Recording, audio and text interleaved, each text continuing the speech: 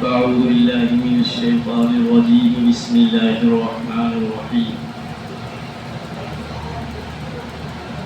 كل نفس ذائقة الموت وإنما توفون أجوركم يوم القيامة فمن زحزح عن النار وأدخل الجنة فقد فاز وما الحياة الدنيا إلا متاع الغرور. محترم اساتذہ کرام، طلباء عزیز اور بہت سے شہر کے معزز مہمانان کرام، آج ہم اور آپ حضرت الحاج حافظ عبید اللہ صاحب رحمۃ اللہ علیہ کی یاد میں، ان کی تعزیت میں یہاں اکٹھا ہوئے ہیں۔ اللہ جل جلالہ عم نوالہ نے قرآن کریم کی اس آیت میں ارشاد فرمایا ہے کہ دنیا میں جو بھی آیا ہے ہر شخص کو موت کا مزہ چکھنا ہے، ایک نہ ایک دن دنیا سے رخصت ہو کر کے جانا ہے۔ عقل مند انسان وہ ہے جو اس دنیا کے دھوکے کی زندگی سے اپنے آپ کو بچاتے ہوئے آخرت کی تیاری کر لے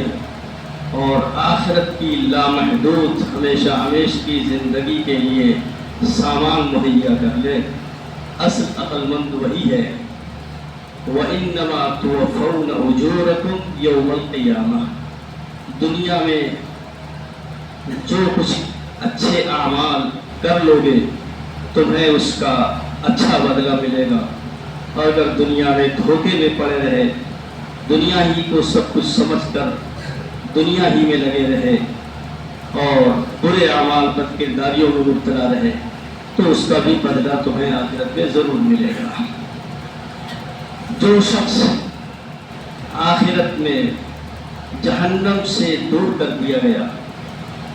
اور اس کو جنت میں داخل کر دیا گیا اس کے نیک اعمال کے بدلے میں، تو یہ سمجھ لو کہ وہ کامیاب ہو گیا، فقط فاز، وہ کامیاب ہو گیا۔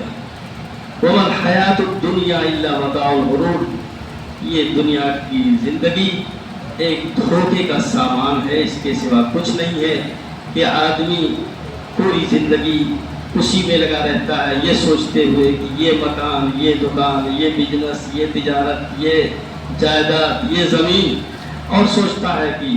کرتے رہو، کسی وقت دین کا کام بھی کر لیں گے، کسی وقت جو ہے اچھے اعمال بھی کر لیں گے، اور اسی دھوکے میں پڑے پڑے اچانک اس کی موت آ جاتی ہے اور وہ کچھ کر کے نہیں جا پاتا ہے، تو ہمیشہ کے لیے اس کا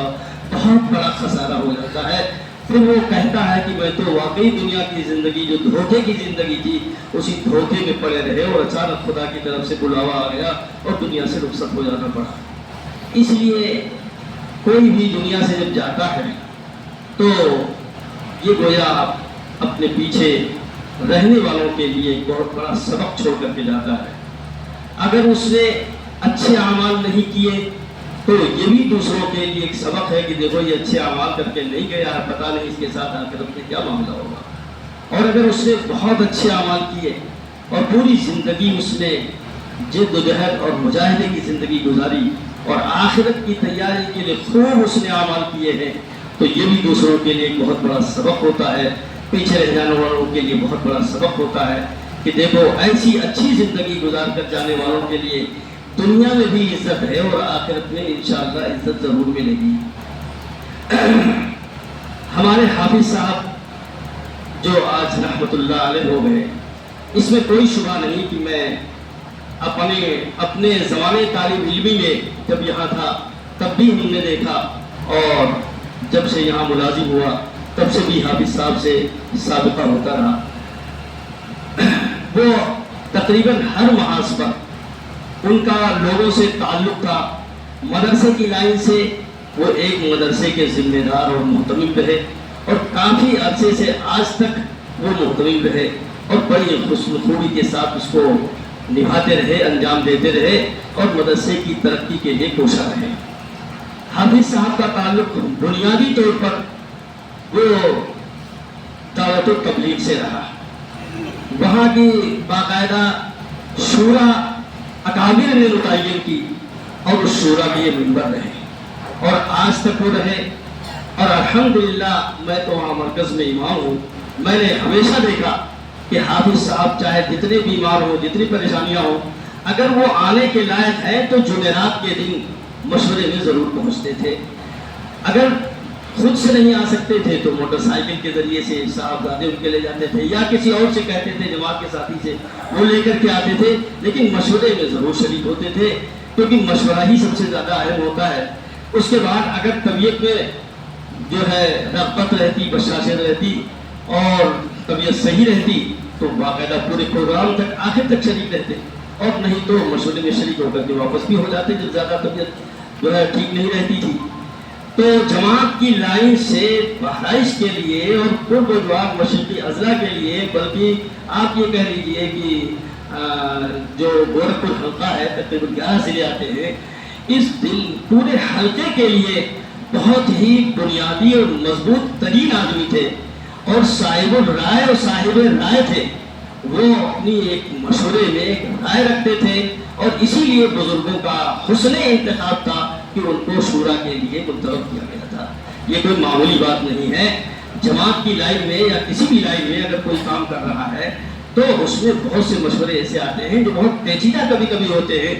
لیکن اس کو حل کرنے والے اللہ کے بندے بھی ہوتے ہیں. انہی اللہ کے بندوں میں سے حافظ عبید اللہ صاحب بھی تھے، جیسے ڈاکٹر حسن فیروز یا اس طرح اور چند لوگ ہیں ماسٹر صاحب وغیرہ. ان میں سے حافظ عبید اللہ صاحب بھی الحمدللہ بہت مضبوط مشورے کے رکن تھے اور وہ آخر تک انجام دیتے رہے اور حسن کو بھی اس کو نبھاتے رہے. اسی کے ساتھ ساتھ جو ہے مدرسہ اور جماعت اور لوگوں کے ساتھ کاروباری لائن سے اور دوسری لائنوں سے، جیسے کہ مولانا عنایت اللہ صاحب نے ذکر کیا ہے، بہت سے لوگوں سے ان کے تعلقات تھے اور والہانہ جو ہے تعلقات رکھتے تھے. ہر ایک کے ساتھ مہربانی اور بھلائی اور اچھائی، اور امت کے ساتھ اور قوم کے ساتھ تو بھلائی کا ذکر ہی کیا کہنا کہ وہ پورا وقت اپنا گویا ان کی زندگی ہی جماعت کی لائن سے جڑی ہوئی تھی. تو اس طرح کا جو ہے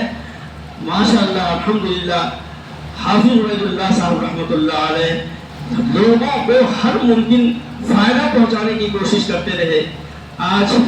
ہم یہ محسوس کرتے ہیں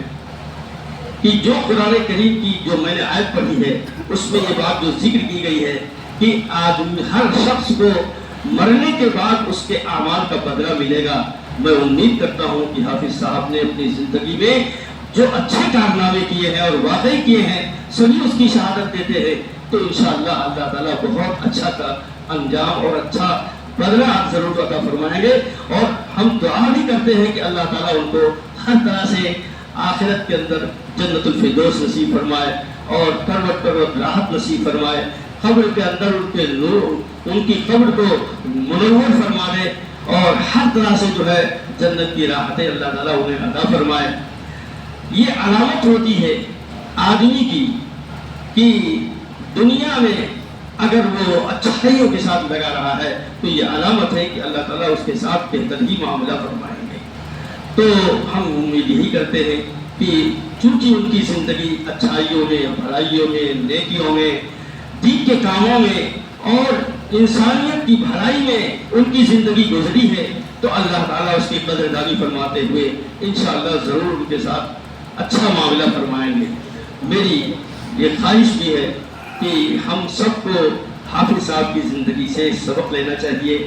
اور اسی طرح بزرگوں کی زندگیوں سے ہمیں سبق لے کر اپنی زندگی کو سدھارنے کی پوری کوشش کرنی چاہیے اور دینی جد و جہد کے لیے اپنے آپ کو لگا دینا چاہیے، اپنی آپ قربانی پیش کرنی چاہیے.